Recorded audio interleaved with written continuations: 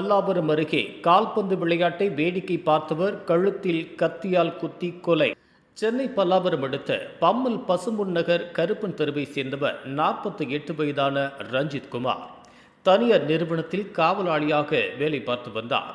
இன்று மதியம் சாப்பிட்டு விட்டு வீட்டருகே இருக்கின்ற மைதானத்தில் இளைஞர்கள் கால்பந்து விளையாடுவதை வேடிக்கை பார்த்து கொண்டு உட்கார்ந்திருந்தார். அப்போது அதே பகுதியை சேர்ந்த அஜித்குமார் என்ற 31 வயதான ஜோஸ்பா என்பவர் திடீரென கத்தியை எடுத்து வந்து ரஞ்சித் கழுத்தில் குத்தினார். இதில் இரத்த வெள்ளத்தில் சாய்ந்த ரஞ்சித் குமாரை அக்கம் பக்கத்தில் இருப்பவர்கள் சிகிச்சைக்காக தாம்பரம் மாவட்ட தலைமை மருத்துவமனைக்கு கொண்டு சென்றனர். அங்கு சிகிச்சை பலனின்றி அவர் பரிதாபமாக உயிரிழந்தார். ரஞ்சித் குமாரை கத்தியால் குத்தியதை பார்த்த அப்பகுதி பொதுமக்கள் ஜோஸ்வாவை தாக்கியதில் அவருக்கு பலத்த காயம் ஏற்பட்டது. அவரை சிகிச்சைக்காக ராஜீவ்காந்தி அரசு மருத்துவமனையில் சேர்த்தனர். அங்கு அவர் அவசர சிகிச்சை பெற்று வருகின்றார்.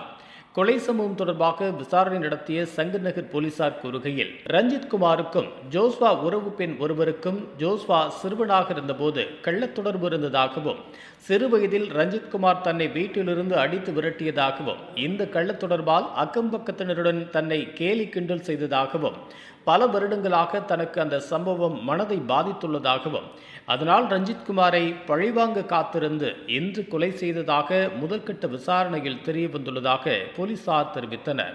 கால்பந்து போட்டியை வேடிக்கை பார்த்து கொண்டிருந்தவர் கழுத்தில் கத்தியால் குத்தப்பட்டு கொலை செய்யப்பட்ட சம்பவம் பம்மல் பகுதியில் பெரும் பரபரப்பை ஏற்படுத்தியுள்ளது.